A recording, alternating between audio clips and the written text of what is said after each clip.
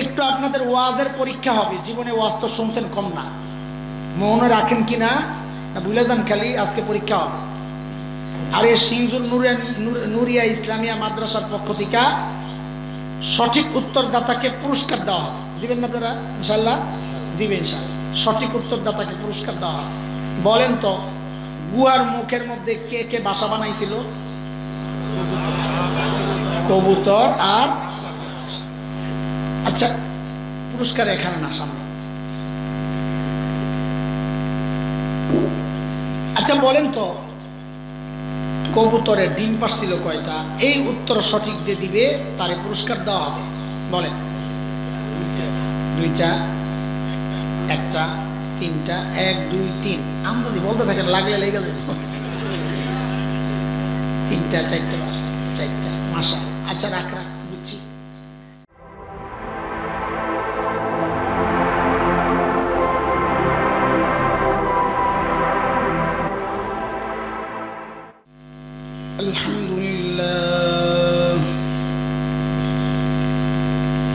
আলহামদুলিল্লাহি ওয়া কাফা ওয়া সালামুন আলা ইবাদিহি আল্লাযীনা ইসতাফা। আম্মা বা'দু ফাআউযু বিল্লাহি মিনাশ শাইতানির রাজীম।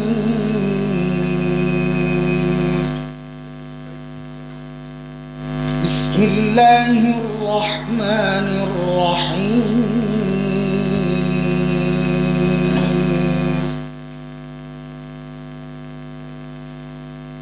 يا أيها الذين آمنوا اتقوا الله ولتنظر نفس ما قدمت لغد ولتنظر نفس ما قدمت لغد واتقوا الله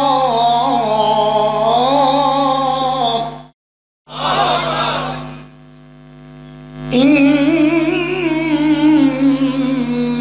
الله خبير بما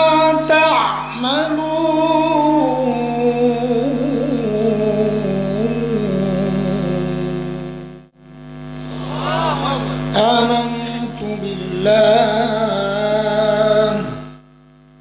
صدق الله العلي العظيم।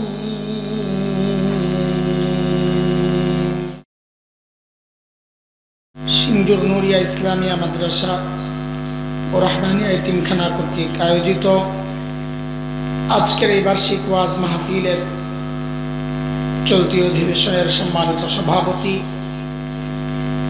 উপস্থিত হযরত উলামায়ে কেরাম, মুরব্বিয়ানে আযম, দূর দূরান্ত থেকে আগত ইসলাম প্রিয় সুধী সমাজ, প্রিয় ছাত্র ভাইয়েরা, যুবক বন্ধুরা, পর্দার আড়ালের মা ও বোন, আল্লাহ সুবহানাহু ওয়া তাআলার অশেষ মেহেরবানি, করুণা, দয়া, যে মহান মালিক লাখো কোটি মানুষ থেকে বাছাই করে দ্বীনি এই মজলিসে আমাকে আপনাকে একত্রিত করেছেন, এটা মালিকের অনেক বড় দয়া আর করুণা। কুরআন আল কারীমের মধ্যে মালিক বলেছেন, দিন বুঝার জন্য আমি যার দিলটা খুলে দেই, দিন জানা, দিন শেখার জন্য যার মানসিকতা আমি যাকে দান করি, যার বক্ষ উন্মুক্ত করে দিই, এটা এত বড় নিয়ামত যে ওই বান্দা সারাক্ষণ আমার স্পেশাল নূরের আওতায় থাকে।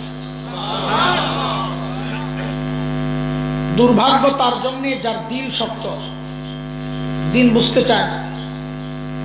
আলেমরা বুঝায় একটা, বুঝে আরেকটা।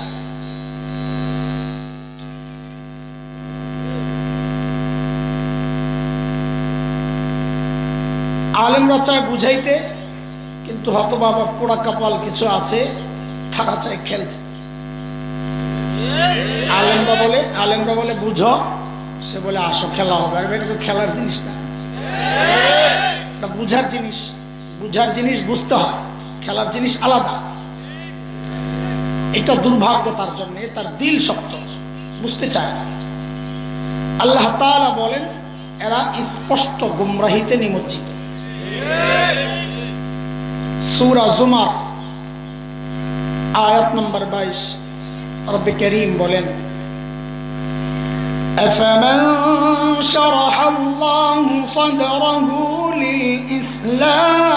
للإسلام فهو على نور من ربه فويل للقاسية قلوبهم من ذكر الله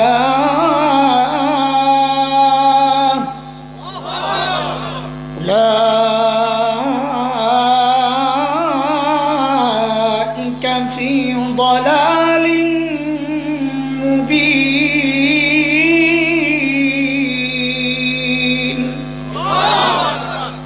এই আয়াতের মধ্যে রব্বে কারীম এই কথাগুলো বলেছেন। মুহতারাম হাজরিন, যে মহান মালিক এই নিয়ামতে আমাদেরকে ধন্য করলেন, ওই মালিকের শুকরিয়া আদায় করি, জবান খুলে প্রাণ খুলে কালিমাতুশ শুকর উচ্চারণ করি, আলহামদুলিল্লাহ। মুহতারাম হাজরিন, দোয়ার জন্য অন্য কিছু না, ফাঁকি দেওয়ার জন্য না, অগ্রিম বলে নেই, আবার ভুল বুঝেন না। আমি খুব ক্লান্ত, পরিশ্রান্ত, গলা একদম বসে আছে। এটা আমাদের আবার একটা স্বভাব, মজলিসে উঠেই বলি ভাই আমার শরীর ভালো না, অসুস্থ। ওইটা না আমার হাকিকত, আমি ফাঁকি দিব না, দোয়া চাইতেছি। লম্বা সফর করে আসছি সিলেট থেকে, আসরের শেষ ওয়াক্ত বাসায় ঢুকেছি, নামাজ, গোসল, খাওয়া, এতটুকুই।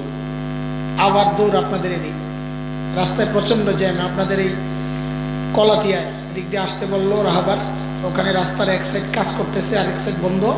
বড় এক মারাত্মক মুসিবতে পড়ছে।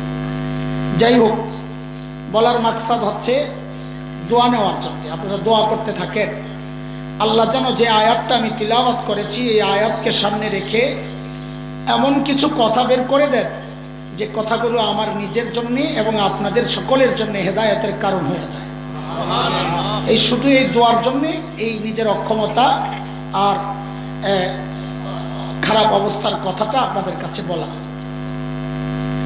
আমি তিলাওয়াত করেছি সূরা আল হাসরের ছোট্ট একটা আয়াত, যে আয়াতে কারীমাতে আল্লাহ সুবহানাহু ওয়া তাআলা আমাকে আপনাকে বড় মায়া করে ডাক দিয়েছেন, ইয়া আইয়ুহাল্লাযীনা আমানু। এই ডাকটা মালিকের বড় মায়ার ডাক। কোরআনুল কারীমের মধ্যে আল্লাহ মুমিনকে দুই ভাবে ডেকেছেন। এক, ইয়া আইয়ুহান নাস, ও মানুষ। আর এক হচ্ছে ইয়া আইয়ুহাল্লাযীনা আমানু, ও ঈমানদারেরা। হযরত মুফতি শফি রহমতুল্লাহ আলাইহি বলেন এই দুই ডাকের মধ্যে অনেক পার্থক্য আছে। কি পার্থক্য? বলে আমরা আমাদের সন্তানকে ডাকার ক্ষেত্রেও এই পার্থক্যগুলো করি। সন্তানকে কখনো নাম ধরে ডাকি, এই আব্দুল্লাহ, কথার কথা, তো সন্তান বুঝে নেয় যে বাবা হয়তো রেগে আছেন, ডাকের নমুনা ভালো না। কিন্তু বাবা কখনো সন্তানকে, বাবা আর সন্তানের যে সম্পর্ক, ওই সম্পর্ক ধরে ডাক দেন, আব্বু, তো সন্তান বুঝে যে বাবা আমাকে মায়া করে ডাক দিয়েছে। ঠিক আল্লাহ সুবহানাহু ওয়া তাআলা যেখানে ডেকেছেন ইয়া আইয়ুহান নাস, ও মানুষ, যেন আল্লাহ নাম ধরে ডাকছেন, যেন আল্লাহ রেগে আছেন। কিন্তু যেখানে আল্লাহ আল্লাহর সাথে বান্দার যে সম্পর্ক, ওই সম্পর্ক ধরে যখন ডাক দিয়ে বলেছেন ইয়া আইয়ুহাল্লাযীনা আমানু, ও ঈমানদারেরা, তখন বুঝে নেওয়া যে আল্লাহ তাআলা আমাকে আপনাকে বড় মায়া করে ডাক দিয়েছেন। আমি যে আয়াতে কারিমা তিলাওয়াত করেছি, এই আয়াতে আল্লাহ তাআলা আমাকে আপনাকে বড় মায়া করে ডাক দিয়ে বলছেন ইয়া আইয়ুহাল্লাযীনা আমানু তাকুল্লাহ ওয়াল তানজুর নাফসুম মা কদ্দামাত লিগাদিন ওয়াত্তাকুল্লাহ।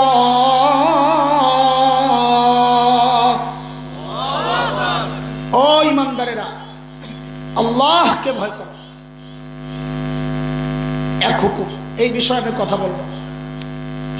দ্বিতীয় হুকুম আল্লাহ, ওয়াল তানজুর নাফসুম মা কদ্দামাত লিগাদ। প্রত্যেকটা মানুষের উচিত তার আখিরাত নিয়ে চিন্তা করা, আমি আমার মালিকের সামনে কি পেশ করব, কি পুঁজি আমার, কামাই কি, সম্বল কি, দাঁড়াবো কি নিয়ে। এটা শুধু শ্রোতারা চিন্তা করবে, বক্তা বাদ, আলেমরা বাদ, সাধারণ মানুষ চিন্তা করবে, মুরিদ চিন্তা করবে, পীর সাহেব বাদ, মুসল্লিরা চিন্তা করবে, ইমাম বাদ। না, আল্লাহ বলেন এটা প্রত্যেকের চিন্তা করা উচিত যে আমাকে আমার মালিকের সামনে তো দাঁড়াতেই হবে। ইয়াউমা ইয়াকুমুন নাসু লিরাব্বিল আলামিন।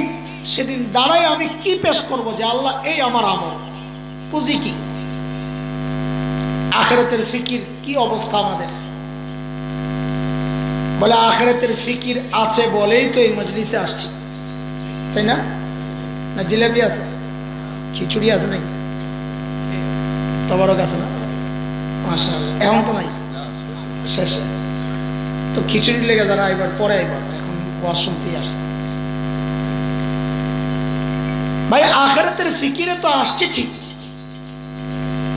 কিন্তু আমাদের আখিরাতের ফিকির গুলো যথার্থ কিনা, যথেষ্ট কিনা, যেমনটা দরকার ঠিক তেমন কিনা, যতটুকু দরকার ততটুকু কিনা, না ঘাটতি আছে, কেমনে বুঝবো?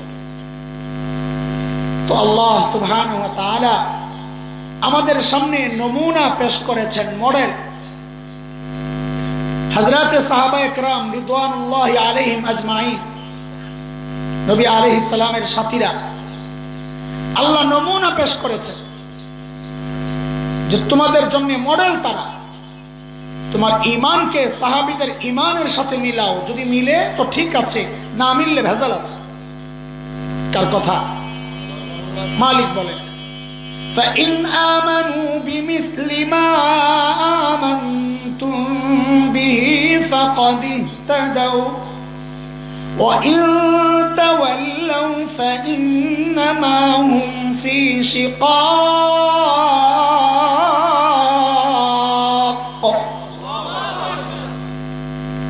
বলে তুমি তোমার তাকওয়াকে সাহাবীদের তাকওয়ার সাথে মিলাও। তাহলে কেন মিলাবো?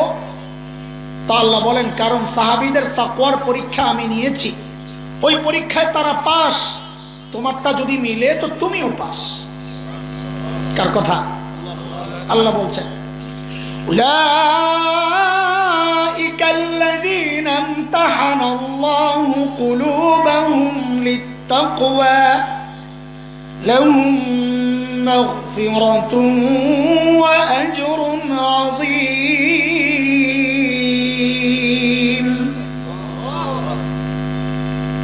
সূরা তাওবার মধ্যে আল্লাহ তাআলা আরো স্পষ্ট করে বলেছেন, মালিক বলেন, والسابقون الأولون من المهاجرين والأنصار والذين اتبعوهم بإحسان رضي الله عنهم ورضوا عنه وأعد لهم جنات تجري تحتها الأنهار خالدين فيها أبدا ذلك الفوز العظيم। আল্লাহ বলেন সাহাবীরা আমার উপর রাজি ছিল, আমিও তাদের উপর রাজি। বলে তাদের জন্য আমি জান্নাত তৈরি করে রাখছি। তো বলে আল্লাহ আমাদের কি হবে? তো আল্লাহ এই আয়াতের মধ্যে ছোট্ট করে বলছেন, ওয়াল্লাযীনা ইত্তাবাউহুম বিইহসান, যার ঈমান সাহাবীদের ঈমানের সাথে মিলে যাবে, যার আমল সাহাবীদের আমলের সাথে মিলে যাবে, আল্লাহ বলেন, ও বান্দা, তোমার উপরেও আমি রাজি, তোমার জন্যও জান্নাত তৈরি করে রাখছি। এই জন্য দোস্ত, আজানের আগে আপনি দুরূদ শরীফ পড়বেন কি পড়বেন না এটা আপনার ব্যাপার। তবে আলেম হিসাবে একটু পরামর্শ, আপনি আপনার এই আমলকে সাহাবীদের আমলের সাথে একটু মিলিয়ে দেখেন। যদি মিলে যায় করেন, না মিললে ছাড়েন। দুরূদ শরীফ বসে পড়বেন না দাঁড়ায়া, শুয়ে পড়বেন না লাফাইয়া, এটা আপনার ব্যাপার।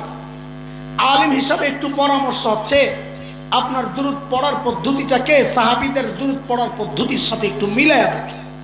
যদি মিলে যায় তো করেন, না মিললে ছাড়েন। হিসাব কি খুব কঠিন? সহজ হিসাব করে দিয়েছেন আল্লাহ তাআলা। হ্যাঁ, আমাদের আমল হুবহু সাহাবীদের সাথে মিলবে না, হুবহু মিলবে না।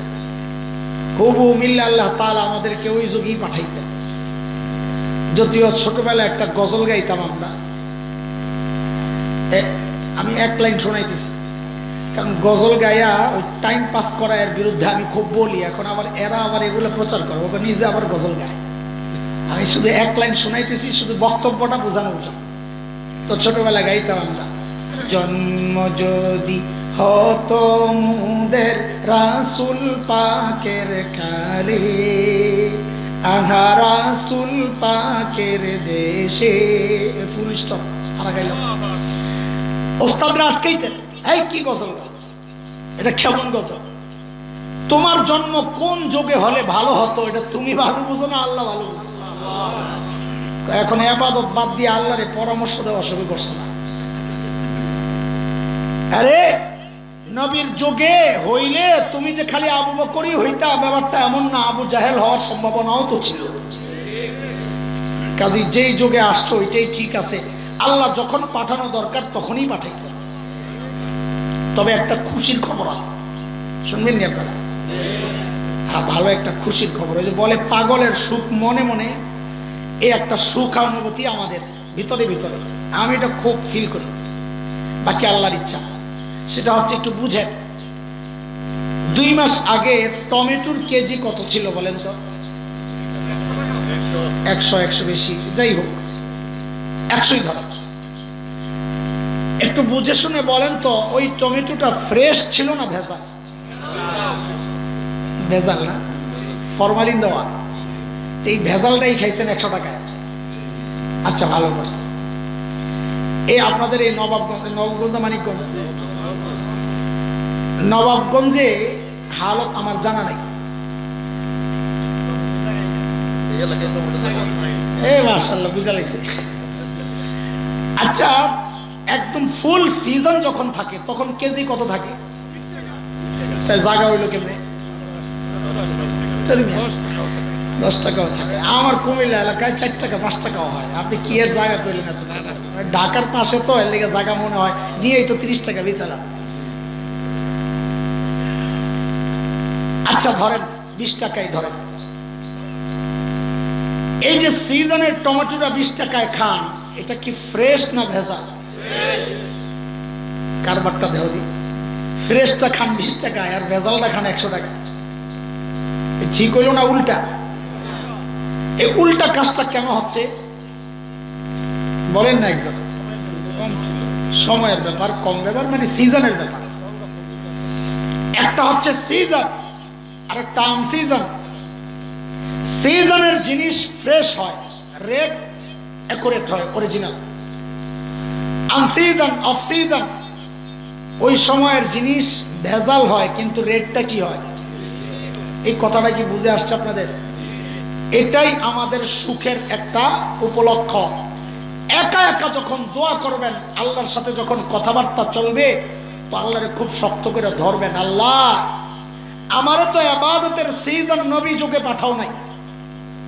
এতে কি হয়েছে? পাঠাইছে তো অফ সিজনে, ফাসাদের জমানায়। কাজে আমার আমলে একটু ভেজাল থাকলেও থাকতে পারে, কিন্তু রেটটা বাড়ায় দেওয়া লাগবে। ঠিক আছে কথা? আমি আন্দাজি বলতেছি না, হাদিসের ইঙ্গিত আছে। নবী আলাইহিস সালাম বলেছেন, মান তামাসসাকা বিসুন্নতি ইনদা ফাসাদি উম্মতি ফালাহু আজরু, বলেন হ্যাঁ, আমি শোনাইলাম এই জন্যে আপনার কথা, যেন আমি যেটা বলবো পরে যেন কেউ না মনে করে যে হুজুর মনে হাদিসটা ভুল করলো। ওই আপনার কাছেই আছে মুফতি আব্দুল মালিক সাহেব দামাত বারাকাতুহুল্লাহ আলাইহি, হযরতপুর। চিনেননি হযরত আব্দুল মালিক সাহেব? কেমনে চিনবেন? উনি তার 4 ছক্কা মারে না। 4 ছক্কা মারলেন, আপনাদের কাছে পরিচিত আব্দুল মালিক দামাত বারাকাতুহু পুরা এই উপমহাদেশের অন্যতম শ্রেষ্ঠ আলেম। হযরত বলেছেন ওনার তাহকিক, যদি মিয়া বাড়ানো হয় তো হাদিসটা দুর্বল হয়ে যায়, মিয়া ছাড়াই হাদিসটা পুরা ঠিক আছে। এইবার আমি বলি, তাইলে আর এখন আর কেউ বলবে না যে হুজুর হাদিসটা ভুল পড়ছে। আল্লাহর হাবিব বলেন, মান তামাসসাকা বিসুন্নতি ইনদা ফাসাদি উম্মতি ফালাহু আজরু শাহীদ ও কামা ক্বালা আলাইহিস সালাতু ওয়াস সালাম। নবী বলেন, ফাসাদের জামানা, ফিতনা, কিয়ামতের আলামতগুলো একটু যখন প্রকাশ পাবে, আমি তরজমা শোনাইতেছি বুঝার জন্য, মানে অফ সিজনে, মানে কি অফ সিজনে কেউ যদি সুন্নতকে আঁকড়ে ধরে তো নবী বলেন আল্লাহ তার আমল নামায় শাহাদাতের মর্যাদা লিখে দেন। ও ভাই বলেন তো, এই হাদিস, এই বক্তব্য নবী কি সাহাবীদেরকে বলেছেন? এই সাহাবীরা তোরা সুন্নতকে আঁকড়ে ধর, আল্লাহ তোদের আমল নামায় শাহাদাতের মর্যাদা দিবেন, এটা বলেছেন? নবী বলেছেন ইনদা ফাসাদি উম্মতি, ফাসাদের জামানায়, শেষ জামানায়, অফ সিজনে কেউ সুন্নতের উপর চললে, সুন্নত আঁকড়ে ধরলে, নবী বলেন আল্লাহ সুন্নতের রেট বাড়ায় দেন। বলে রেট বাড়াইয়া কি দিবে? বলে সুন্নতের জায়গায় শাহাদাতের মর্যাদা দিয়ে দেন। তো কি বোঝা গেল? যে অফ সিজনে আমলের রেট বাড়ে। কি অফ সিজনে আমলের? এটাই আমাদের সান্ত্বনা। যাই হোক, পাগলের সুখ মনে মনে বললাম আগে, যেটুক সান্ত্বনা নেওয়া যায় আল্লাহকে ধরা যায়। আল্লাহ তাআলা বললেন আমাদের আমলকে কাদের সাথে মিলাইতে? সাহাবায়ে কেরাম। কাজে আখিরাতের প্রস্তুতি, আখিরাতের চিন্তা ফিকির যাই করব, কাদের নমুনা? সাহাবীদের নমুনা।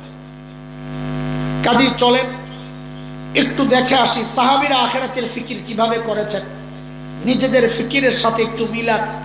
যে খালি ওয়াজ মাহফিলে মাঝে মধ্যে আসলেই কি আখিরাতের ফিকির হয়ে গেল? না, আরো কিছু কাজ আছে। চলেন সাহাবীদের আমল দেখে আসি, তখন আমাদের দুর্বলতা প্রকাশ পাবে। সাহাবীদের আমলের সাথে হুবহু হবে না, মিলাবো। মূল পার্থক্য কোন জায়গায় এটা একটু বুঝিয়া, বয়ানে ঢুকার আগে ভূমিকার কথাগুলো শুনে নেই, তো পরের কথাটা সহজে বুঝে আসবে। দেখেন, ছোটবেলায় আমরাও লেখাপড়া করেছি, খেলাধুলাও করেছি। আমি ঢাকার পোলা বলতে ঢাকায় বড় হয়েছি। সায়েন্স ল্যাবরেটরিতে আমার শৈশব, কৈশোর, যৌবন সব। বাবা আমার জন্মের ৩৩ বছর আগের থেকে সায়েন্স ল্যাবরেটরিতে, যদিও আমাদের দাদার বাড়ি কুমিল্লা। তো বড় তো হয়েছি ওই একদম মূল শহরে। তো এই জন্যে চঞ্চল ছিলাম খুব, খেলাধুলার খুব পাগল। মাঠের তো অভাব নাই আমার আশেপাশে। টিচার্স ট্রেনিং কলেজ মাঠ, ঢাকা কলেজ মাঠ, ল্যাবরেটরি স্কুল মাঠ, আবহানী মাঠ, ধানমন্ডি মাঠ, কলাবাগান মাঠ আর মাঠ। কিন্তু লেখাপড়ায় সব সময় ক্লাসে নাম্বার 1। এটা তো আসমানের উপরের কথা বলতেছি না। যেই মাদ্রাসায় পড়ছি ফরিদাবাদ আছে, ওস্তাদরাও আছে, রেজাল্টও আছে। এই জন্য ওস্তাদরা মায়া করতেন, খেলুক একটু, পড়ায় তো 1 নাম্বার। এখনকার বাচ্চারাও লেখাপড়া করে, খেলাধুলাও করে। আমাদের সাথে তাদের পার্থক্য কোন জায়গায়? আমাদের সাথে পার্থক্য হচ্ছে আমরা লেখাপড়ার ফাঁকে ফাঁকে খেলাধুলা করতাম, আর এখনকার বাচ্চারা খেলাধুলার ফাঁকে ফাঁকে লেখাপড়া।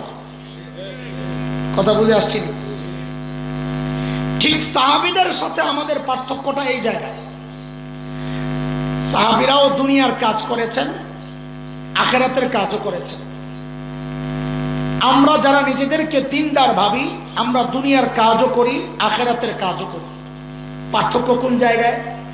সাহাবীরা আখিরাতের কাজের ফাঁকে ফাঁকে দুনিয়ার কাজ করছেন, আর আমরা যারা নিজেদেরকে দিনদার ভাবি, তারা, অন্যরা না, তারা দুনিয়ার কাজ করি, ফাঁকে ফাঁকে আখিরাতের কাজ করি। এই গ্যাপটা, এই পার্থক্যটাকে দুনিয়ায় যত কমাইতে পারবো, ও দোস্ত সারা জীবনের জন্য মনে রাখো, হাসরেও সাহাবীদের তত কাছাকাছি আসতে পারবে। আল্লাহর উপর ভরসা কইরা আল্লাহু আকবার বইলা স্টেজের কেউ না, সামনের যারা আছে তারাও না, এই 1-2 কাতার পর থেকে যারা আছি আমরা আল্লাহু আকবার বইলা সবাই দাঁড়ায়া যাইত, বিসমিল্লাহ আল্লাহু আকবার। এবার প্রত্যেকের সামনের ফাঁকা জায়গাটা পুরা করে বসে।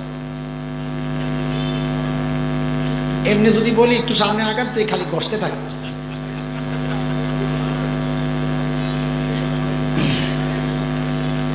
এবার পিছনে যারা দাঁড়ায় ছিলেন তারা ফাঁকে ফাঁকে ঢুকে যাবে, দাঁড়ানোর জায়গা দেন, পরে যারা আসবে তারা যেন দাঁড়াইতে পারে।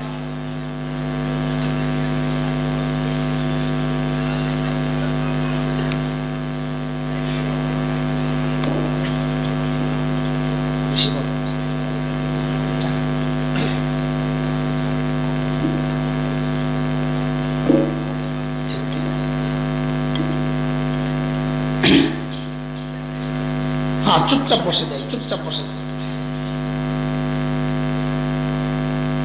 মাশাআল্লাহ, হালকা হালকা ঠান্ডা আছে, লেগে লেগে বসেন, ঠান্ডাটা কম লাগবে, অসুবিধা নেই।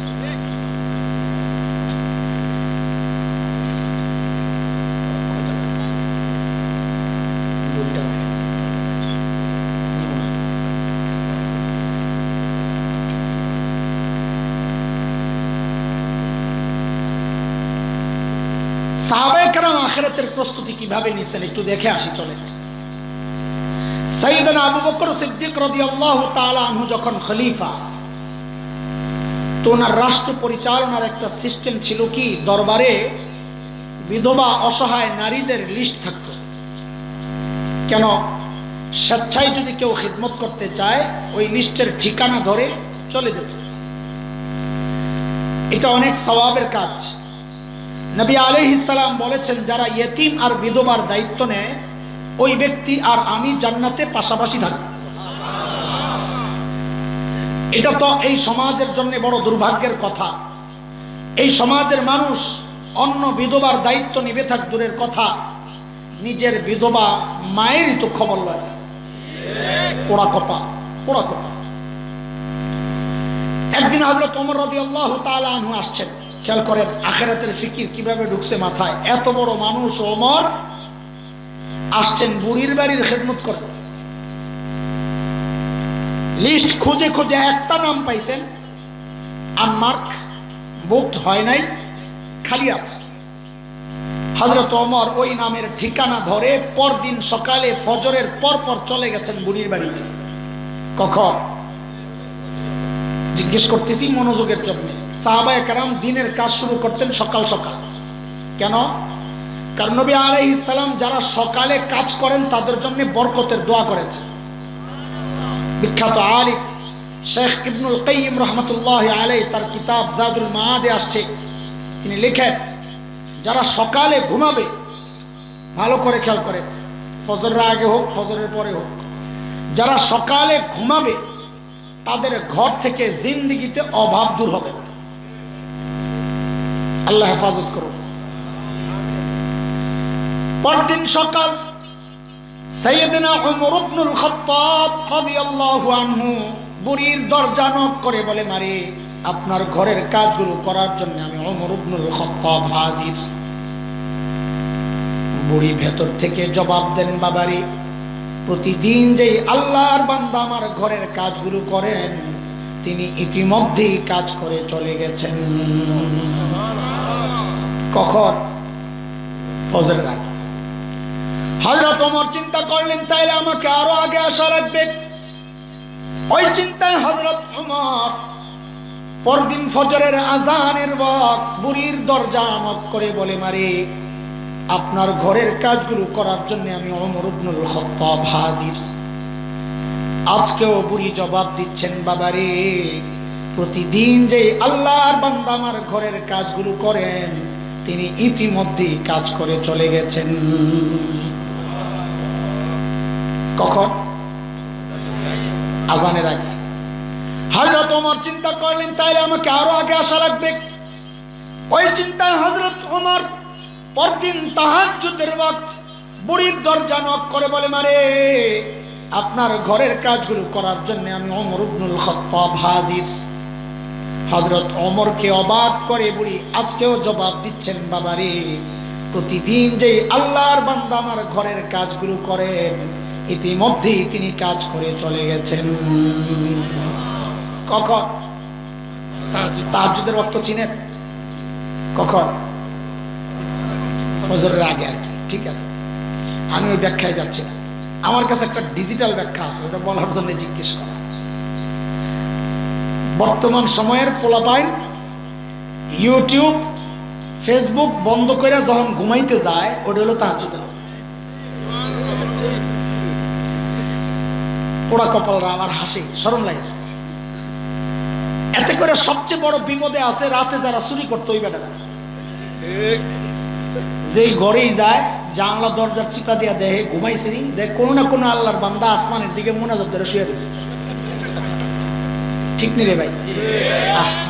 গজব আসবে না কেন? গজব আসবে না কেন? যেই মুহূর্তে আল্লাহ দুনিয়ার আকাশে নেমে এসে ডাকতে থাকেন, আলামিন মুস্তাগফিরিন ফাগফির আলা, একে একে গুনাহ করছস রে, করছস আর কি, আমি এখন আসছি তোরে মাফ করার জন্য, চা আমার কাছে মাফ, আমি মাফ করে দেব। ঠিক ওই মুহূর্তে আয় যায় ঘুমাইতে। কত বড় দুর্ভাগা আমরা। এইবার যায় হযরত ওমরের টনক নড়ছে, কিরে এত রাতে কে কাজ করার জন্য আসে? আমার কাজের দরকার নাই, আগে বুজুর্গ বাইর করা লাগবে। ওই চিন্তায় হযরত ওমর পরদিন ইশার নামাজের পর বুড়ির বাড়ির সামনের এক ঝোপের আড়ালে চুপচাপ বসে আছেন, অপেক্ষা এত রাতে কে কাজ করার জন্য আসে দেখবেন। হযরত ওমর লক্ষ্য করলেন গভীর রাত এক আল্লাহর বান্দা পা টিপে টিপে চোরের মতো বুড়ির বাড়ির দিকে আগায়।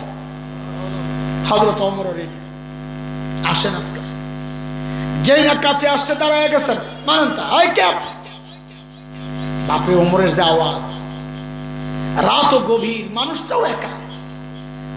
এমন কোন সিচুয়েশনে আমি যদি পড়তাম, আমার যদি হঠাৎ কেউ দাঁড়ায় কাপড় নষ্ট করে রাখে, হযরত ওমরের আওয়াজ ওই ব্যক্তি ভয় পাবেন থাক দূরের কথা, উল্টা হযরত ওমর যাকে দেখলেন নিজেই চমকায় গেছেন। দেখেন হায়, ইনি আর কেউ না, খলিফাতুল মুসলিমিন আবু বকর সিদ্দিক রাদিয়াল্লাহু তাআলা। ওমর তো অবাক হয়ে গেছেন, আরে আবু বকর আপনি কে? সারাদিন প্রশাসনিক কাজে ব্যস্ত থাকেন,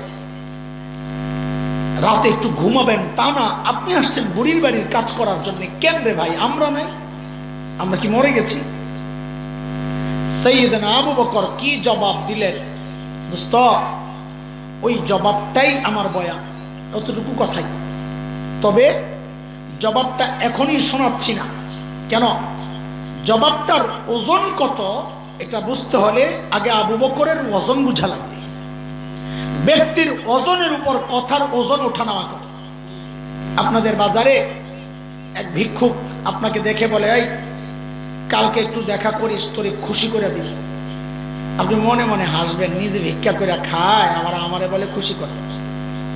কিন্তু যদি আমাদের সালমান এফ রহমান সাহেবের সাথে আপনার দেখা হয়, আর যদি বলে এই কালকে একটু দেখা করিস, তোরে খুশি করে দেব, তখন কি মনে মনে হাসবেন না আশাবাদী হবে? ওই দেখেন কারবার, কথা কিন্তু একটাই, ব্যক্তির ওজন বেড়ে গেছে তো কথারও ওজন বেড়ে গেছে। হযরত আবু বকর কি জবাব দিলেন, জবাবটার ওজন কত এটা বুঝতে হলে আগে আবু বকরের মর্যাদা, শান, মান, ওজন একটু বুঝা লাগে। কত বড় মানুষ আবু বকর। একদিন আম্মা জান আয়েশা রাদিয়াল্লাহু তাআলা আনহা মদিনার স্বচ্ছ পরিষ্কার আকাশের দিকে তাকিয়ে তাকিয়ে দেখেন লক্ষ লক্ষ নক্ষত্র দেখা যায়। আম্মা জানের মনে কৌতূহল, প্রশ্ন, নবীকে এসে জিজ্ঞেস করেন, ইয়া রাসূলুল্লাহ, ওই যে লক্ষ লক্ষ নক্ষত্র দেখা যায়, ওগো আল্লাহর হাবিব, আপনার উম্মতের মধ্যে এমন কেউ কি আছেন যার আমলের পরিমাণ ওই নক্ষত্রের চেয়েও বেশি? কেউ কি আছেন ইয়া রাসূলুল্লাহ? আল্লাহর হাবিব বলেন আয়েশা আছে একজন। কয়জন? আম্মা জান তো মনে মনে খুশি, জানি তো একজন কে, আমার আব্বা আবু বকরই তো। হিসাব তো সোজাই। বলে জানলে জিজ্ঞেস করছো কেন? দুনিয়ার সব মেয়েদের স্বভাব, সব মেয়েরাই চায় স্বামীর মুখ দিয়ে একটু বাবার বাড়ির প্রশংসা শুনতে, ঠিক নেই রে ভাই? একদিন খালি বদনাম করে দেখে এক সপ্তাহ তরকারি মজা হয় না। এই বিপদে খালি হাসান জামিল একাই, তোমরা যেমনি বইয়া রয়েছ মনে হয় আর সবাই সুখে আছো। হ্যাঁ, কথা কি ঠিক? খুব খুশি লাগতেছে না যে হুজুরে সাইজ করতেছে, আমরা তো কিছু কইবার পারি না, হুজুরে দিয়া সাইজ চলতেছে। বোকা, সাইজ তোমারে করা হয়েছে, তুমি চার পাও না। কেমনে? কারণ তার মা বাবার প্রশংসা করলে তার ভালো লাগে, বদনাম করলে খারাপ লাগে। সন্তান হিসাবে এটাই তো হওয়া দরকার। পোড়া কপাল তো তুমি। এই বউ যখন তোমার মা বাবার বদনাম তোমার কানে ঢুকায়, তোমার কষ্ট লাগে না, বরং মা বাবার সাথে বউয়ের কথায় যায়া তুমি খারাপ আচরণ করো। অসভ্য তো তুমি, সে তো ঠিকই আছে। আল্লাহর হাবিব বলেন আয়েশা আছে একজন। আম্মা জানতো আব্বা বলে আয়েশা, আমার যে উম্মতের আমল ওই নক্ষত্রের চেয়েও বেশি, সে হচ্ছে ওমর ইবনুল খাত্তাব। এখন আম্মা জানের অবস্থা কি? একে তো নিজের বাপের নাম বলে নাই, এটা এক কষ্ট। বলছেন আবার কার নাম? সতীনের বাপের নাম। সুবহানাল্লাহ। আমার মা হয়েছে তাতে কি? আমি তো অসম্মান করতেছেন আম্মা জান আয়েশা, আমার তো মা, অসম্মান করতেছেন। আল্লাহ মেয়েদেরকে বানাইছি এমনি, সতীন বরদাস্ত করতে পারে না। এটা ভালো, এটা ভালোবাসার প্রকাশ। যত বেশি কষ্ট পায় বুঝতে হবে সে তত বেশি আপনাকে ভালোবাসে। আল্লাহ রসুল আম্মা জানের চেহারা দেখে বুঝছেন যে আয়েশার ভিতরে গন্ডগোল চলতেছে। চেহারা দেখলেই তো বোঝা যায় মানুষের ভিতরের হালত। তাই তোর মন খারাপ কেন রে? তোর মন তো ভিতরে, আপনি বুঝলেন কেমনে? আর এটা তোর চেহারা প্রকাশ পাইছে। ইংরেজিতে বলে face is the index of mind. মানুষের ভিতরে কি কাজ করে এটা তার চেহারায় প্রকাশ পায়। আম্মা জানের চেহারা দেখে নবী বুঝছেন যে আয়েশার ভিতরে গন্ডগোল চলতেছে। ডাক দিয়েছেন, আয়েশা তুমি ভেবেছ তোমার বাবার নাম বলবো না? আরে আয়েশা শোনো শোনো, তোমার বাবা আবু বকরের হিসাবটাই তো আলাদা। ওই হিসাব কেন টান? আমার গোটা উম্মতের আমল যদি এক পাল্লায় করা হয়, আর একা তোমার বাবা আবু বকরের আমল যদি আরেক পাল্লায় করা হয়, আয়েশা তোমার বাবা আবু বকরের আমলের পাল্লা ভারী হয়ে যাবে। আবু বকরের মর্যাদা। একদিন হযরত ওমর আসছেন, এসে বলেন কি দোস্ত, আপনার সাথে একটা লেনদেন করতে চাই। কে বলেন? ওমর রাদিয়াল্লাহু আনহু। কাকে? আবু বকর রাদিয়াল্লাহু আনহু। তা হযরত আবু বকর বলেন, দোস্ত কি লেনদেন করবেন আপনি? বলে দোস্ত, আমার সারা জিন্দিগিতে যত আমল আমি করছি সব আমল আপনারে দিয়ে দিতে চাই। আবু বকর বলছেন চিন্তায় করি, ওমর এত ভালো মানুষ, সারা জিন্দিগি উনি আমার সাথে আমল নিয়ে করলো প্রতিযোগিতা, আর এখন সব আমল আমারে দিয়ে দিবেন? আরে এনে কোনো কাপলা আছে? আবু বকর মানুষ সরল সোজা, কিন্তু ব্যাকল তো না। এই যে ওলামায়ে কেরাম, বহু দুনিয়ার পাবলিক আছে, আলেমদেরকে দেখলে মনে করে এরা দুনিয়ার কিচ্ছু বুঝে না, দুনিয়ার কোনো খোঁজ খবর মৌলবীগো নাই। শোনো শোনো, যার সিনায় কোরআনের ইলম, যার সিনায় হাদিসের এমন জটিল জটিল ইলম, ওই ব্যক্তি ব্যাকল হতে পারে না। যারা ব্যাকল মনে করে তারা ব্যাকল। আমাদের মুফতি দেলোয়ার শাহ হুজুর দামাত বারাকাতুহুম আলিয়া একটা ঘটনা শোনাইছেন, শুনো। আল্লামা মুস্তাফা আল হুসাইনি রহমাতুল্লাহি আলাইহি, নাম শুনছেন নি আপনারা? অনেক বড় মুফাসসির ছিলেন। হযরত তো দেখতে একেবারে সাদা সিধা, দুনিয়ার কিচ্ছু বুঝে না, এমন লাগে আর কি, আসলে তো বুঝে সব। তো রাতে এক হোটেলে বসছেন খাইতে, মাহফিল শেষে যাওয়ার সময় খাচ্ছেন। খাওয়া শেষ তো চেটে চুটে খাচ্ছেন সুন্নত তরিকায়। একটা হাড্ডি ছিল, বসে বসে হাড্ডিটা চাবাইতেছে। পাশের টেবিলে এক ভদ্রলোক বসে বসে চা খায়। কি খায়? দুনিয়ায় এমন কিছু মানুষ আছে দাড়িওয়ালা টুপিওয়ালা দেখলে একটু চুলকানি শুরু হয়। এটা শুধু নবাবগঞ্জে নাই, দোহারে নাই। ওই আল্লাহর বান্দাও ছিল ওই ক্যাটাগরি। হুজুর দেখতে পারে না, যেই দেখছে হুজুর বসে বসে হাড্ডি চাবায়, এই চিন্তা করছে এই সুযোগটা হাতছাড়া করা যায় না। এই চায়ের কাপটা হাতে নিয়েই হুজুরের টেবিলের সামনে এসে দাঁড়ায়া, এক্সকিউজ মি, ইয়েস বলেন, হুজুর একটা কথা জিজ্ঞেস করতে চাই। করেন। হুজুর তো হাড্ডি চাবাইতেছে। আচ্ছা হুজুর, আপনাদের এলাকায় কুকুরে কি খায়?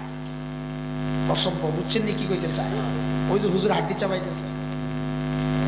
এত মনে করছে হুজুরের এই কথা জিজ্ঞেস করলে হুজুরের চোখের পানি নাকের পানি পড়তে পড়তে একাকার হইয়া হুজুর মনে কাঁদতে কাঁদতে হুজুরে দেবে। এত টের পায় নাই এই যে বিমরুলের ভাষায় হাত দিছে। যেই না জিজ্ঞেস করছে হুজুর আপনাদের এলাকায় কুকুরে কি খায়, হুজুরের দিকে তাকায় না, হাড্ডি চাবায় আর আস্তে করে বলে আমাদের এলাকায় কুকুরে চা খায়। এর আগে তো চায়ের কাপ, এখন মগায় কি জবাব? মাথা নিচু করে সোজা। কাসেম নানতুবি রহমতুল্লাহ আলাইহি উপমহাদেশের ইংরেজ বিরোধী আন্দোলনের অন্যতম সিপাহ সালার, দারুল দেওবন্দ মাদ্রাসার অন্যতম প্রতিষ্ঠাতা, বহুত বড় মানুষ। দেওবন্দ মাদ্রাসার ঠিক লাগোয়া একটা মসজিদ, ছাত্তা মসজিদ, এক দেয়ালের মধ্যে, মূল ফটকের বাইরে। হযরত ওই মসজিদে থাকেন। ইংরেজরা টের পাইছে কাসেম নানতুবি এর ভিতরে আছে, আসেন গ্রেফতার করে, চারদিক থেকে ঘেরাও করছে। হযরত ভিতরে একটা গেঞ্জি গায়ে, লুঙ্গি পরা, সাদা সিধা জিন্দিগি, মসজিদ ঝাড়ু দেয়। কে? কাসেম নানতুবি নিজেই। তো ইংরেজরা ভিতরে ঢুকছে, ঢুকেই দেখছে এক বেটা মসজিদ ঝাড়ু দেয়। তখন তার ফেসবুক আসছিল না, তোর মতন খালি হুজুরকে ছবি তুইলা তুইলা ছাড়ছো। ওই কাসেম নানতুবি নাম জানে, বেড়া চিনে, চেহারা চিনে। তো যায় যখন দেখছে মসজিদ ঝাড়ু দেয়, মনে করছে এই বেড়া মনে মসজিদের কোনো খাদেম টাদেম। এরা মনে করছে এত বড় নেতা, পেটটা তো কমপক্ষে আমাকে দেওয়ানবাগি হুজুরের মতো অদরকার। এখনকার সমাজ তো এরকমই, পেট যত বড় মনে বড় বিশ্বাস, বাপরে বাপ, তুমি বড় বড় মুফাসসির। তো যায়া কাসেম নানতুবি কি জিজ্ঞেস করতেছে, আয় কাসেম নানতুবি কাহা? কাকে জিজ্ঞেস করছে? কাসেম নানতুবি কই? কাসেম নানতুবি বলছেন ভারী বিপদে। এখন যদি বলেন मैं हूं, আমি কাসেম নানতুবি, তো গ্রেফতার হব। আর যদি বলেন पता नहीं, मुझे पता नहीं, আমি জানি না, মিথ্যা হয়।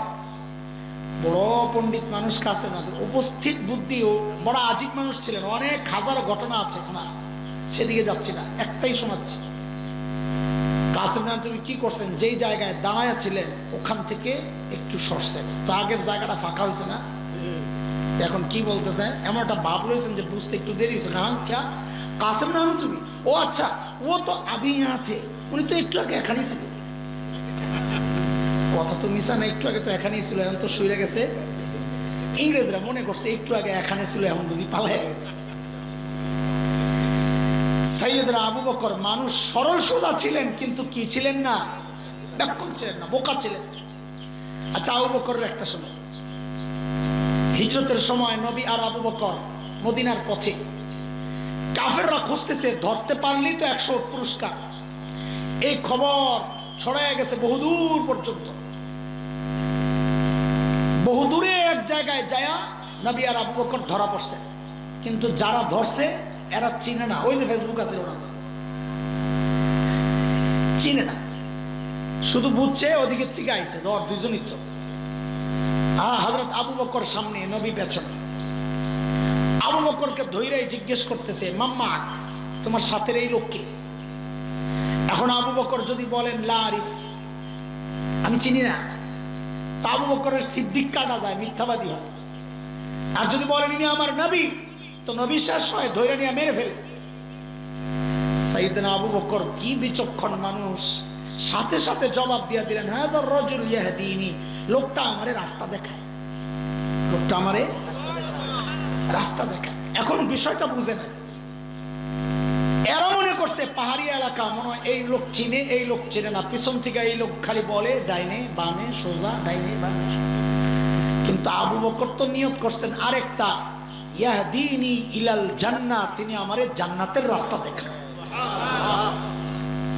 সাইয়েদনা আবু বকর কি ছিলেন না, সরল সোজা ছিলেন। হযরত ওমর যখন বললেন আবু বকর আমার সারা জিন্দেগীর আমল আপনাকে দিয়ে দিতে চাই আবু বকর বুঝলেন এখানে কোনো গাপলা আছে।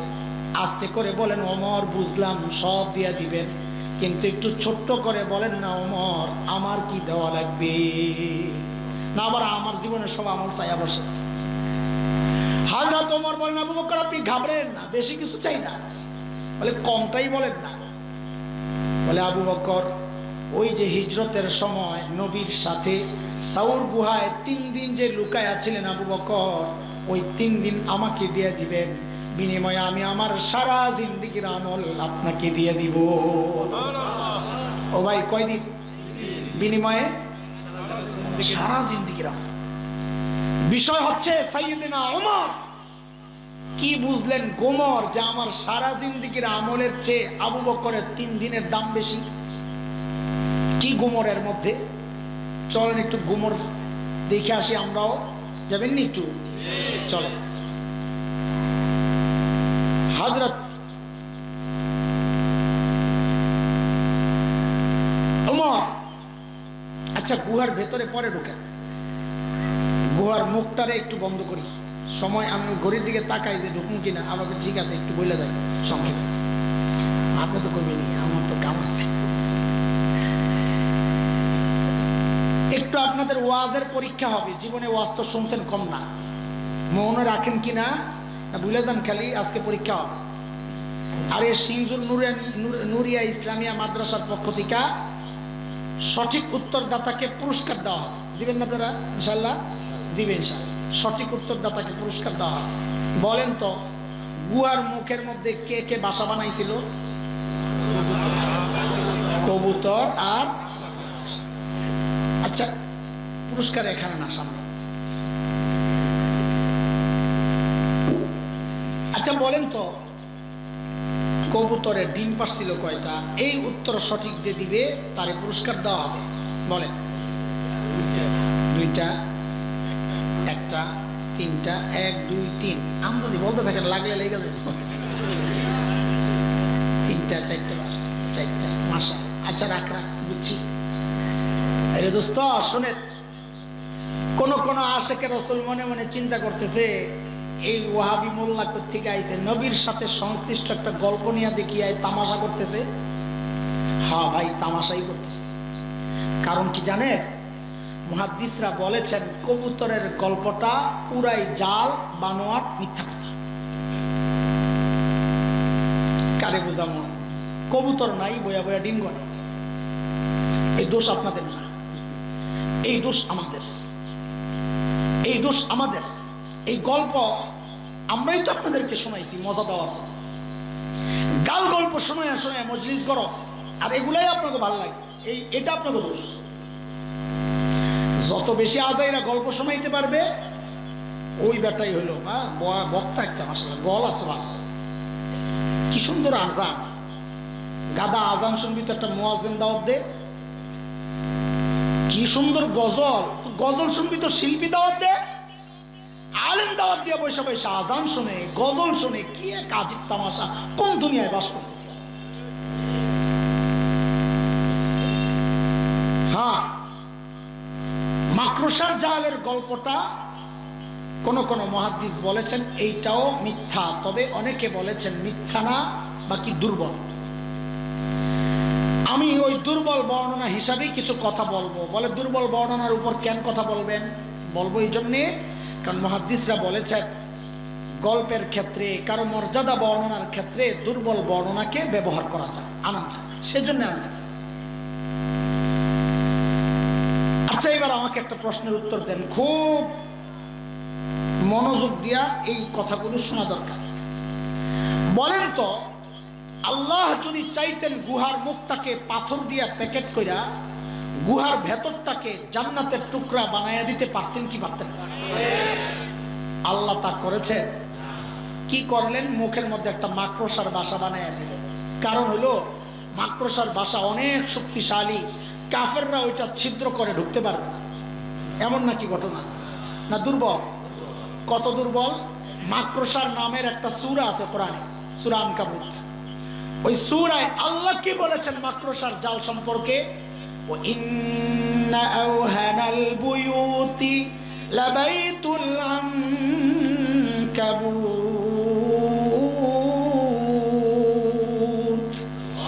জগতের সবচাইতে দুর্বল ঘরের নাম হচ্ছে মাকড়সার ঘর। তাইলে আল্লাহ এই দুর্বল ঘর দিয়ে নবী আর আবু বকরের নিরাপত্তার ব্যবস্থা কেন করলেন?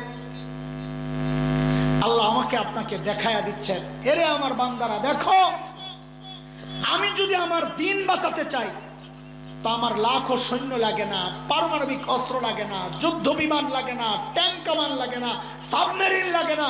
আমি আমার দিনকে বাঁচাতে চাইলে মাকড়সার জাল দিয়েই বাঁচিয়ে দিতে পারি। দরকার আবু বকরের ঈমান। কি দরকার? আবু বকরের ঈমান দরকার। ঈমান ঠিক করো, তোমাকে পরাজিত করতে পারে এমন কোন শক্তি অতীতেও যায় নাই, সামনেও আসবে না ইনশাআল্লাহ। ছোট্ট একটা কথা শোনাই। শেখ ওমর মুখতার রহমতুল্লাহ আলাইহি লিবিয়ার শতাব্দী শ্রেষ্ঠ বিখ্যাত বীর বিপ্লবী, দখলদারদের বিরুদ্ধে সশস্ত্র লড়াই চালাচ্ছিলেন। দখলদাররা সিদ্ধান্ত নিল তিনি যে এলাকায় থেকে প্রতিরোধ যুদ্ধ করছেন ওই এলাকা বম্বিং করে শেষ করে দিন। লোকেরা বলল, হযরত এলাকা ছাড়ি চলেন, নাইলে মারা পড়ব। হযরত বলেন কেন? বলে তারা বম্বিং করবে, বোমারু বিমান আসতেছে। তো হযরত বড় আজীব এক জবাব দিয়েছেন, ঈমানদীপ্ত জবাব, পাল্টা প্রশ্ন করে। তিনি জানতে চাইলেন, আচ্ছা বলো তো ওদের বোমারু বিমানগুলো কি অনেক শক্তিশালী? কাহা বলে কত শক্তিশালী বলো তো? ওগুলা কি আরশের উপরে দেয়া যায় নাকি, না আরশের নিচে দেয়া যায়? হায় আল্লাহ, এরা কেমন কথা কইলেন! কোথায় আরশ, কোথায় সাত আসমান, কোথায় মহাশূন্য? ওই বিমান আরশের কত নিচে দেয়া যায়? তো শেখ ওমর মুখতার বলেন, থুর তাইলে আর ধরাই এলাম। যদি আরশের উপর দিয়ে যেত তাইলে আমি ভয় পেতাম যে আমাকে রক্ষা করবেন যে আরশের মালিক। বম যদি তার উপর একটা পড়ে তো আমাকে কে বাঁচাবে? যেহেতু আমার রব আছে তো আমিও আছি।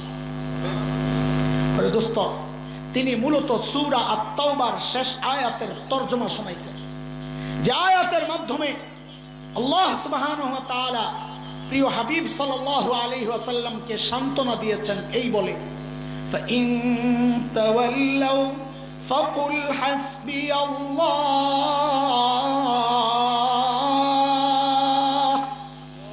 লা ইলাহা ইল্লাহু আলাইহি তাওয়াক্কালত ওয়া হুয়া রাব্বুল আরশিল আযীম।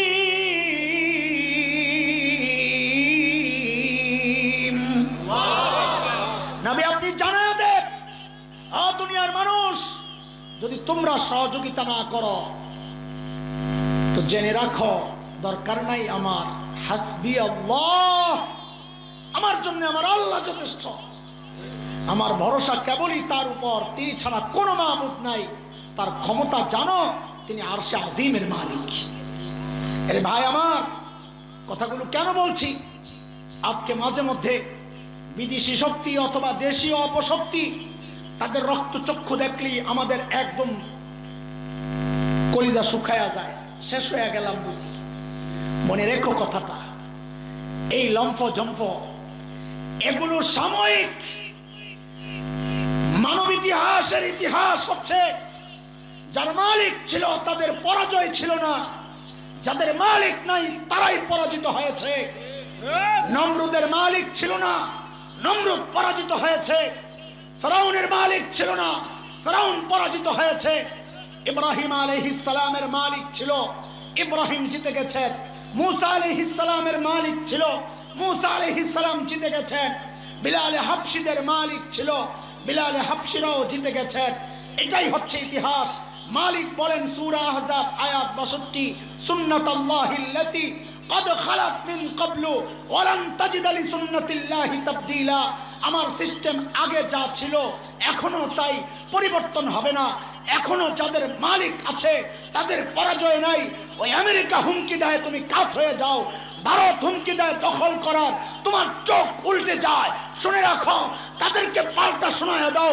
এদেশীয় দালাল আর এজেন্টদেরকে শোনায় দাও সোনার বাংলা দখল করবি থাক দূরের কথা, ইমানি চেতনায় বলিয়ান হয়ে বলছি শোন, আমরা তো স্বপ্ন দেখি দিল্লির লালকেল্লায় আবারও কালিমার পতাকা পথ পথ করে উঠবে, পথ পথ করে উঠবে।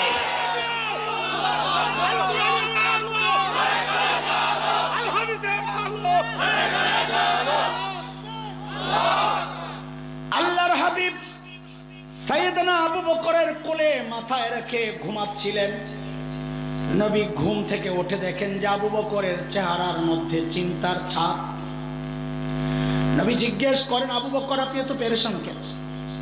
সাইয়েদনা আবু বকর জবাব দেন, ইয়া রাসূলুল্লাহ, ওই যে গুহার মুখের দিকে একটু তাকায়া দেখেন,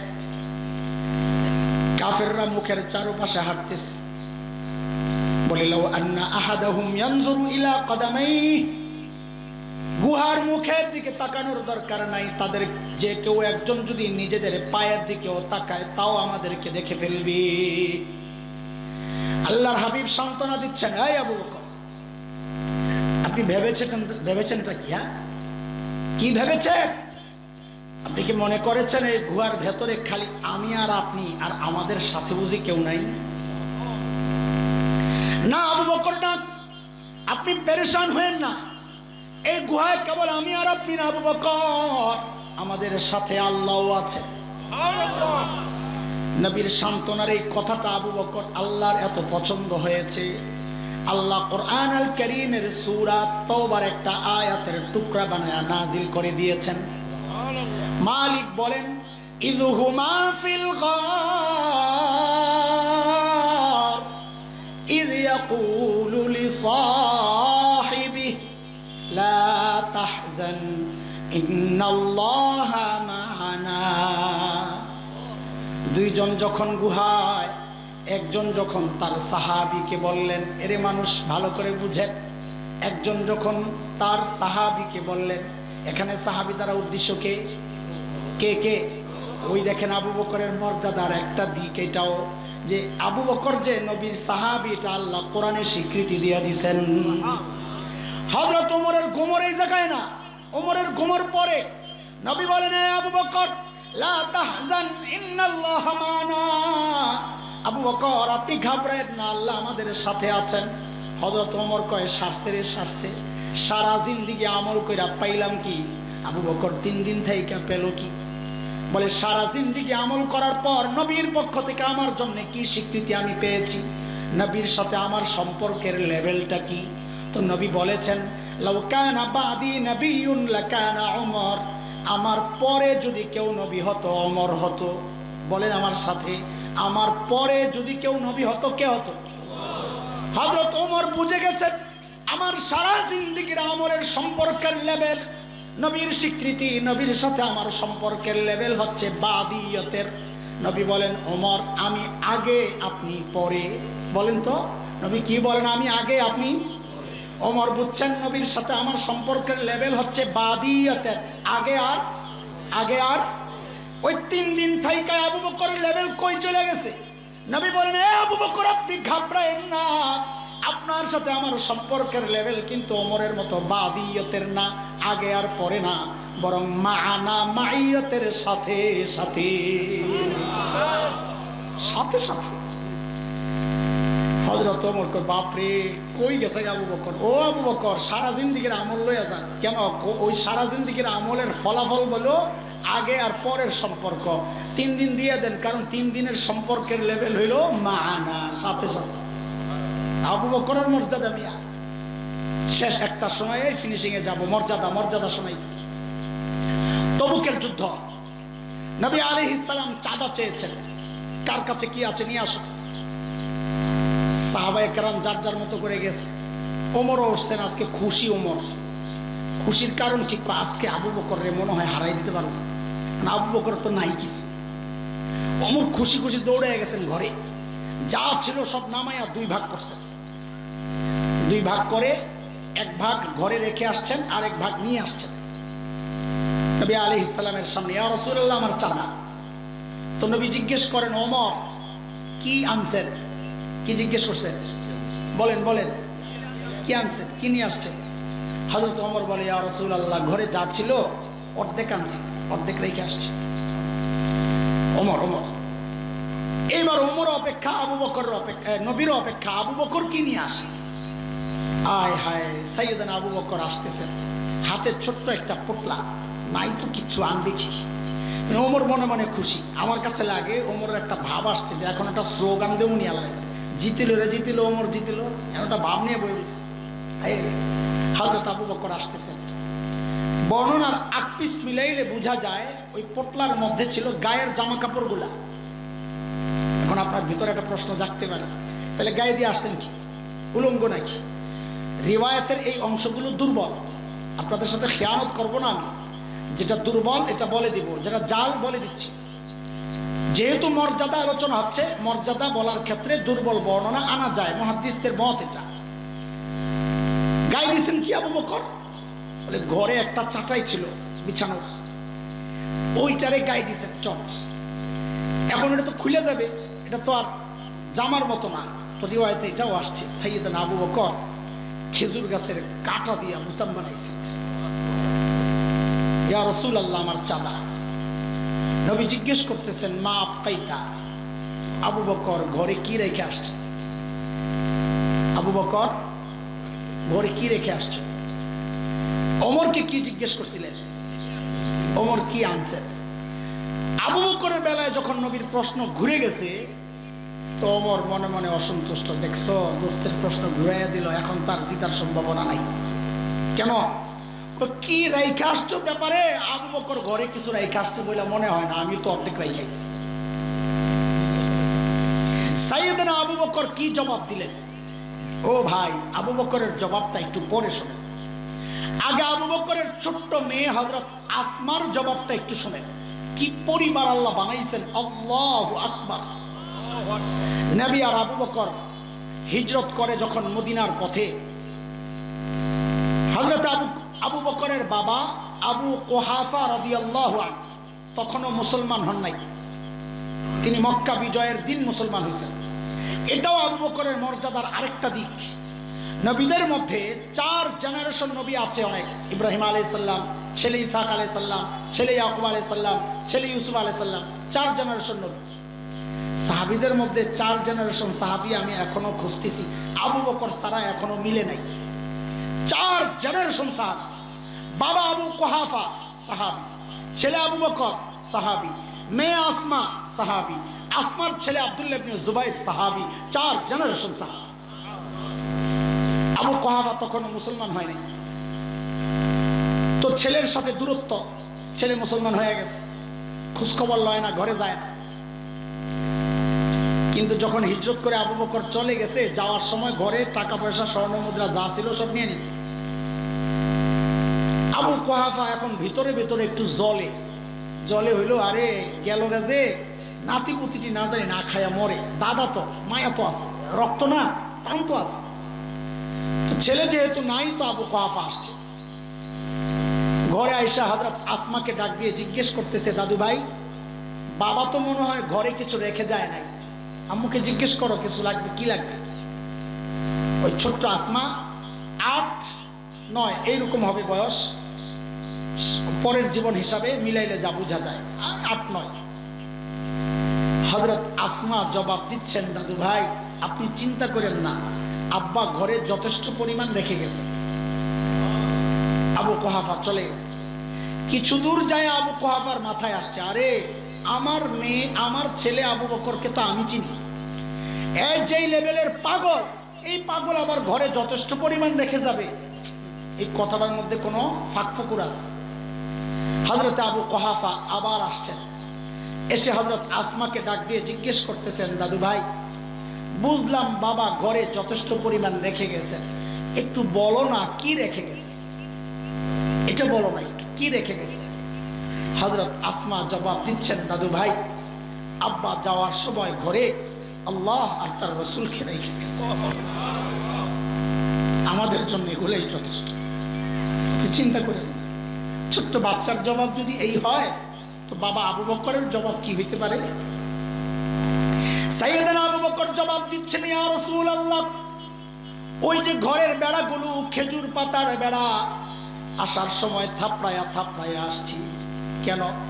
কারণ মাঝে মধ্যে সুই গেঁথে রাখতাম, থাপড়ায়া আসছি যেন ঘরে একটা সুই পর্যন্ত থেকে না যায়, ওই সুইটা যেন আমার কোনো মুজাহিদ ভাইয়ের কাজে আসে। ওগো আল্লাহর হাবিব, ঘরে একটা সুই পর্যন্ত রেখে আসি নাই, আসার সময় কেবল আল্লাহ আর তার রাসূলকে রেখে আসছি। ও ভাই, আবু বকরের মর্যাদা শোনাইতেছি, শুনেন। এটা তো গল্প, মর্যাদার দিকটা এখনো আসে নাই।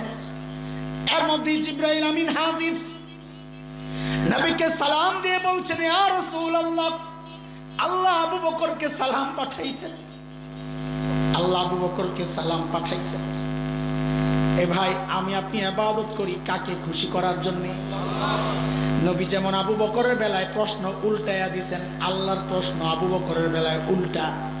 জিবরাইল আমিন জিজ্ঞেস করেন, ইয়া রাসূলুল্লাহ, আল্লাহ জানতে চেয়েছেন, আল্লাহ তো আবু বকরের উপর রাজি, আল্লাহ তো আবু বকরের উপর রাজি, আল্লাহ জানতে চেয়েছেন আবু বকর আল্লাহর উপর রাজি কিনা। এত কষ্টে থাইকাও মালিকের উপর রাজি না, মালিকের ব্যাপারে কষ্ট আছে জিজ্ঞেস করে। সাইয়েদনা আবু বকর হাউমাউ করে কান্না শুরু করছে, রাদিতু বিল্লাহি রাব্বা, আল্লাহর হাবিব, আমি আমার রবের উপর রাজি ইয়া রাসূলুল্লাহ, আমি আমার রবের উপর রাজি ইয়া রাসূলুল্লাহ, আমি আমার রবের উপর রাজি ইয়া রাসূল। এত বড় মানুষ আবু বকর, ওই যে গভীর রাতে বুড়ির বাড়ির সামনে, মনে আছে, হযরত ওমর যখন ধরলেন, এই আবু বকর, আপনি আসছেন কেন? এই কাজের জন্য কি আমরা নাই, আপনার আশা লাগে? তো এত বড় মানুষ আবু বকর কি জবাব দিচ্ছেন? রে ভাই, জবাবটা যদি আমি আপনি দিতাম তো এটা এত আলোচনার ব্যাপার ছিল না, কিন্তু জবাবটা তো আবু বকরের। সাইয়েদনা আবু বকর জবাব দিচ্ছেন, ওমর, হ্যাঁ, এই কাজগুলো আপনাদেরকে দিলেও পারি ভাই, কিন্তু ভাই রে, আমি কি আমার আখিরাতের কাজ করব না কিছু? আমি কি কোনো আখিরাতের ফিকির করব না? আখিরাতের কাজ কি আমি করব না? আবু বকরের আখিরাতের কাজের চিন্তা। এত বড় মানুষ সাইয়েদনা ওমর, এত বড় মানুষ। এক হাদিস তো শোনালাম, নবী বলেছেন, লাউ কানা বাদি নবিয়্যুন লাকানা ওমর, আমার পরে কেউ নবী হলে ওমর হতো। এক হাদিসে নবী বলেছেন, ওমরু ফিল জান্নাহ, ওমর জান্নাতি। এক হাদিসে নবী বলেছেন, আমি আপনি হকের উপর চললে বলা হয় লোকটা হকপন্থী।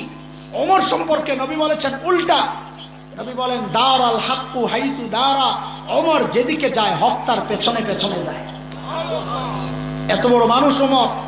নবী আলাইহিস সালাম জান্নাতে হযরত ওমরের বাড়িটা দেখে আসছেন। দুনিয়ায় এসে নবী উচ্ছ্বাস প্রকাশ করছেন, আরে ওমরের বাড়িটা দেখছি কি যে সুন্দর, আমার দিল চাইছিল একটু বাড়ির ভেতরে ঢুকি, না জানি ভেতরটা কত সুন্দর। কিন্তু ওমরের যে গায়রত, ওমরের যে আত্মমর্যাদা বোধ, প্রেস্টিজ, আমি জানি যদি ঢুকলে মাইন্ড করে, এজন্য আমি ঢুকি নাই। হযরত ওমর হাউমাউ করে কান্না শুরু করছেন, আবিকা গিরতু ইয়া রাসূলুল্লাহ, আপনার সাথেও আমার আত্মমর্যাদা বোধ, একটু ঢুকলেন না কেন? এত বড় মানুষ ওমর। মৃত্যুর সময়ে আখিরাতের ফিকিরের কথা বলতেছি। হযরত ওমর আবু লুলু নামক এক মাজুসির ছেলে ফজরের নামাজের সময় যখন বিষাক্ত খঞ্জর দিয়া পেটের মধ্যে চালায়, হযরত ওমরের নাড়ি বুড়ি বের হয়ে গেছে, কাপড় দিয়া পেঁচাইয়া হযরত ওমরকে শোয়া দেওয়া হয়েছে মসজিদে নববীর ফ্লোরে। ওমর বেহুশ, একজনের কোলে মাথা, একটু হুশ ফিরছে তো নামাজের খবর নিছে। হযরত ওমর দিনের ব্যাপারে কতটা সিরিয়াস, ওই অবস্থায়ও দেখেন দরজার কাছে এক ছেলে দাঁড়ানো, কাপড় টাকনুর নিচে, নিজের এই বেহাল দশা, ওই অবস্থায় ডাক দিচ্ছেন, এই কাপড় টাকনুর উপরে ওঠাও। এত বড় মানুষ ওমর। প্রায় অর্ধ জাহান যিনি শাসন করেছেন, প্রায় 22 লক্ষ বর্গ মাইল। এত বড় মানুষটা হযরত ওমর হুশ ফিরার সাথে সাথে নিজের মাথাটাকে নিয়ে মসজিদে নববীর ফ্লোরের উপরে রাখছেন, মাটিতে। ফ্লোর কি পাকা, টাইলস করা, কার্পেটিং, মাটি, মাটি কি মাটিতে নিয়ে রাখছেন হযরত ওমর। আখিরাতের ফিকির কিভাবে ঢুকছে ভেতরে দেখেন। মাটিতে রাইখা মুখটাকে গালগুলাকে মাটির সাথে ঘষেন আর কাঁদেন ওমর। গালগুলাকে মাটির সাথে ঘষেন আর কাঁদেন আর বলেন ওয়াইলুল লাকা ইয়া ওমর ইন লাম ইয়াগফির লাকা রাব্বুক। ওমর, তোমার রব যদি তোমারে ক্ষমা না করে ওমর, তোমার জন্য ভয়ঙ্কর বিপদ কিন্তু অপেক্ষা করতেছে। এত বড় মানুষ ওমরের আখিরাতের